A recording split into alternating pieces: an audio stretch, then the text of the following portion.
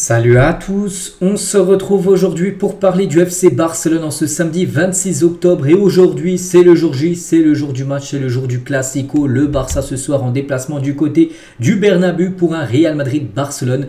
Donc c'est la 11e journée de Ligue 1, on va parler bien évidemment de cette rencontre. On commence tout d'abord niveau comptable.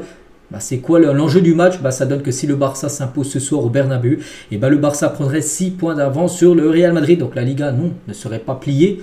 Mais tu enverras un gros message à tous tes poursuivants, que ce soit en Espagne ou même en Europe, pour montrer que le Barça est de retour. Pourquoi en Espagne déjà au Real? Parce que si tu les gagnes. Et en Europe aussi, parce qu'il y a quelques jours, tu as battu le Bayern. Donc voilà, le Barça sera en premier plan en cas de victoire aujourd'hui. En cas de match nul, qui sera un bon résultat, bien sûr, vu que c'est un déplacement. Tu as toujours tes 3 points d'avance. Et en cas de défaite, le Real Madrid recollerait au FC Barcelone. Donc voilà l'enjeu tout simplement de cette rencontre. Ce soir, les journaux, bien évidemment, Mundo Deportivo Sport, où je monte tous les jours. Ces deux journaux, ça parle bien sûr de ce match. Aujourd'hui, Classico, où Lamine Yamal et Vini Junior, bien sûr, font la une en tête d'affiche de ce journal Mundo Deportivo. L'autre une, bien sûr, ça parle également du match. Vouloir te battre à nouveau avec Lewandowski, avec Lamine, avec Rafinha ou même Pedri, bien sûr, du côté du Santiago Bernabéu. Hansi Flick en conférence de presse, on va revenir sur ce qu'il a pu dire le coach du Barça. Nous avons beaucoup de qualité avec et sans le ballon. Notre plus grande force en tant qu'équipe, c'est que nous jouons ensemble et de manière compacte. Qu'est-ce que ça fait d'aborder votre tout premier Classico? Il a dit: pour être honnête, je n'y pense pas trop. Mon objectif est de préparer l'équipe pour qu'elle puisse jouer parfaitement. Les joueurs sont motivés pour jouer, bien sûr, un match comme ça. Là, tu es à chaque fois motivé. Tu peux être que motivé de jouer un Classico. Il a dit: ça sera un grand match. Quel est votre plan pour faire taire des joueurs comme Mbappé, Vini Junior? Il a dit: nous savons ce que nous avons à faire.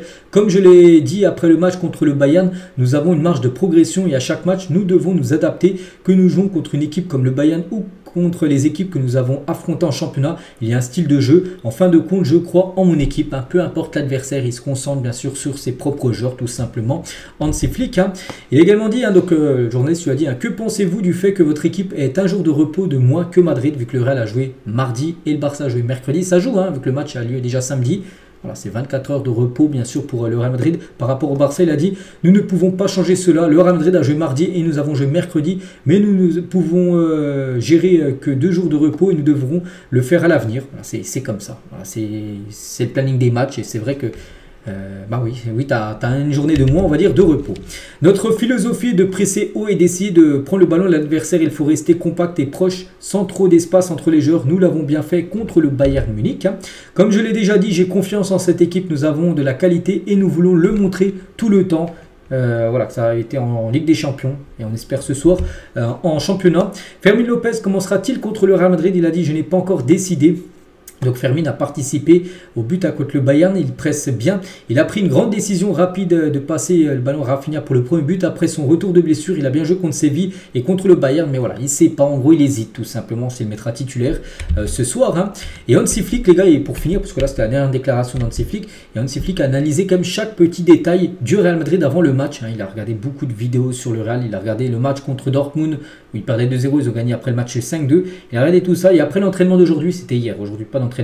Et donc il a montré aux joueurs une vidéo tactique et a prononcé un discours à ses joueurs, bien sûr, en montrant les points forts et peut-être les points faibles qu'il faudra étudier contre le Real. Et avant l'entraînement d'hier, Hansi Flick a aussi longuement discuté avec Lamine Yamal avant le Classico. Ils sont parlé pendant une dizaine de minutes.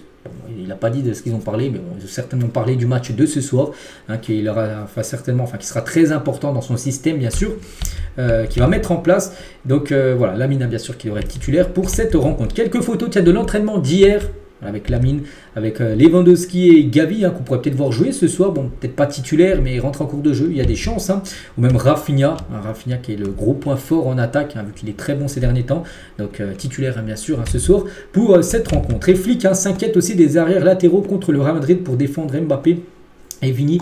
L'entraîneur a estimé que le Bayern a très mal exploité l'espace derrière Koundé et Baldé. Donc voilà, en gros, il s'inquiète juste des arrières latéraux. Voilà, il faudra juste faire attention à la profondeur parce que ça, côté Real Madrid, on connaît les joueurs qui seront titulaires. Il y aura Mbappé, il y aura Vini. À noter que Rodrigo est forfait pour le match de ce soir contre le Barça. Donc voilà, Vini et Mbappé, c'est des joueurs très rapide. Donc il faudra faire attention dans le dos de Baldé et de Koundé. Bon, deux joueurs aussi qui vont vite, hein, surtout Baldé, mais il faudra bien sûr faire attention derrière. Et tiens, en parlant de Jules Koundé qui sera dans le couloir de Vini Junior. Et Koundé assure son futur duel avec Vini Junior lors du Classico. Donc peur de Vini? Non, non, hein, pas du tout. Hein.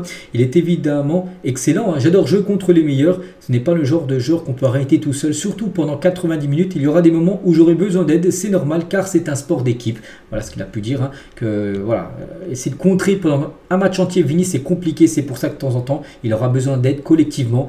Que le joueur qui est devant lui, donc lui, il est comment dire, défenseur droit. Donc c'est Lamine Yamal. Il faudra qu'il fasse aussi les efforts défensifs, Lamine Yamal, bien sûr, pour essayer de contrer et d'aider, hein, on va dire, Jules Koundé. Mais ça, Koundé est souvent très bien sorti face à de grands joueurs dans son couloir, des ailiers gauches hein, comme Doku, Léo, Nico Williams lors de la demi-finale de l'Euro contre l'Espagne avec la France où il a plutôt très bien joué. Donc là ce soir c'est Vini, on verra s'il va gérer bien sûr le futur Ballon d'Or, parce que Vini devrait gagner le Ballon d'Or après-demain.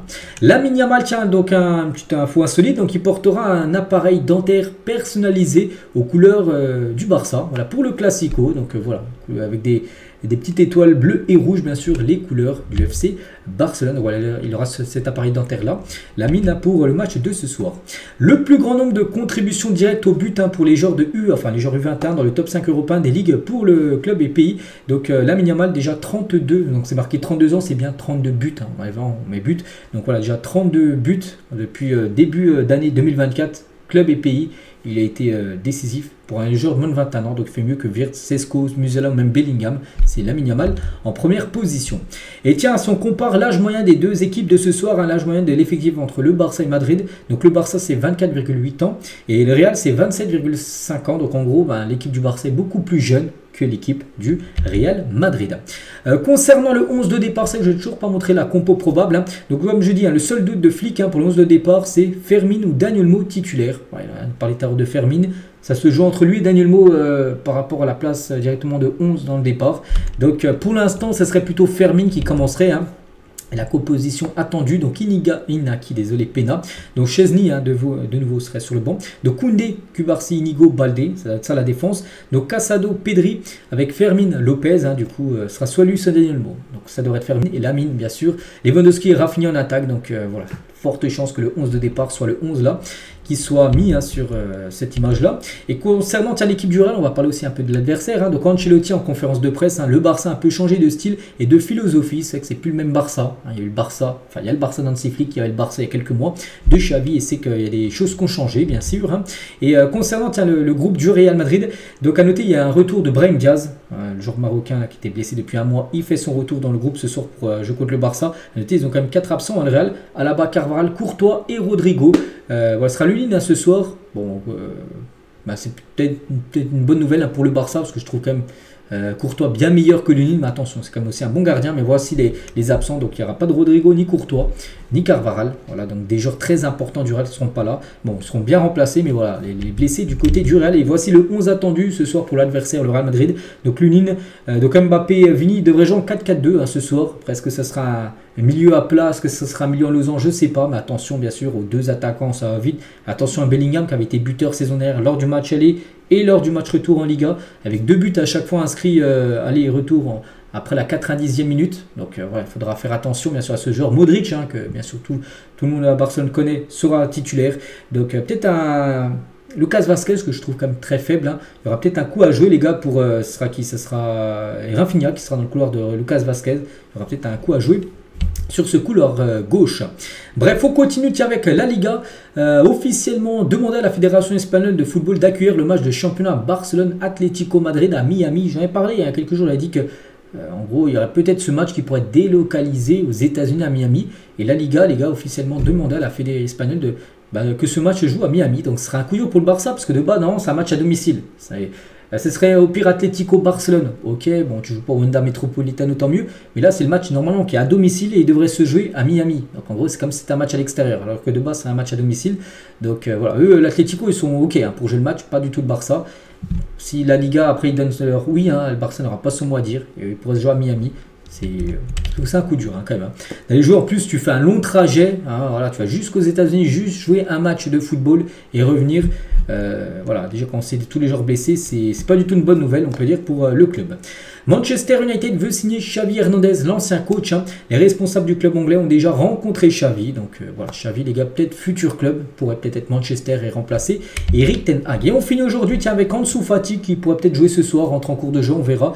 Et le Barça laissera Ansu Fati partir si le joueur le souhaite en hiver. S'il dit, parce que les joue peu, et peut-être se dit, moi j'ai envie de jouer, peut-être j'ai envie de jouer, donc du coup tu vas là ailleurs. En gros, s'il donne au Barça, il veut partir, et ben il partira, le Barça donnera son feu vert pour qu'il quitte le club. Et on finit avec lui aujourd'hui. Donc voilà les gars ce qu'il y avait à dire. J'espère que ça vous a plu. Donc moi je vous souhaite une très bonne journée. Je vous souhaite également un très bon classico ce soir.